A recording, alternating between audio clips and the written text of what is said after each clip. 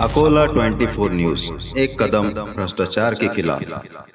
मामूली विवाद को लेकर चाकू से हमला कर युवक को गंभीर रूप से घायल कर दिया गया, जिसके बाद युवक की हालत चिंताजनक होने से उसे नागपुर रवाना किया गया। अकोला शहर में बढ़ता आपराधिक गिराव ये चिंता का विषय बना हुआ है। विगत रविवार को मलकापुर में केक काटने के विवाद पर खूनी हमला हुआ था। इस घटना के बाद एक बार फिर रविवार को एक घटना घटी, जिसको लेकर अकोला शहर के नागरिकों में कानून व्यवस्था को लेकर विभिन्न प्रकार की चर्चाएं चल रही है। इस प्रकार की घटनाओं के कारण अकोला वासियों में रात को बाहर निकलने पर दहशत निर्माण हो गई है।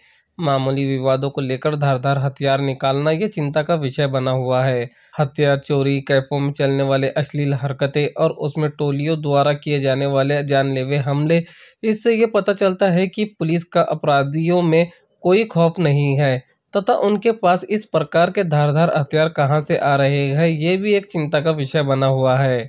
बता दें कि कल 11 दिसंबर को सिविल लाइन पुलिस स्टेशन के अंतर्गत आने वाले मिराज सिनेमा के सामने चाकू से हमला कर एक युवक को गंभीर रूप से घायल कर दिया गया, जिसकी हालत चिंताजनक होने से पहले उसे एक निजी अस्पताल में भर्ती कराया गया।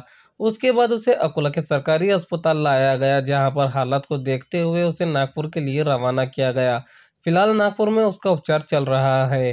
घायल किए गए युवक का नाम शेख अदनान शेख अख्तर 24 वर्षीय सिंधी कैंप इस्लाम चौक निवासी होने का सामने आया है।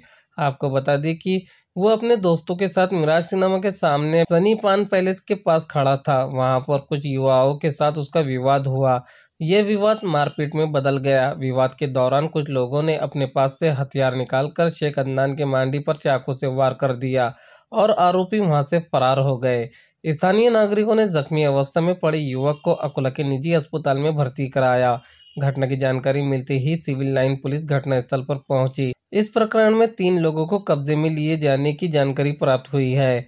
अब सवाल ये उठ रहे हैं कि आजकल बदमाश ऐसे धारदार हथियार कहां से ला रहे हैं और कहीं भी दादागिरी करके हथियारों का खौफ दिखाकर नागरिकों पर दहशत निर्माण कर रहे हैं। इन पर पुलिस द्वारा अंकुश लगाने की मांग उठ रही है। इस तरह पुलिस प्रशासन की कार्यप्रणाली पर भी प्रश्न चिन्ह निर्माण हो रहे हैं।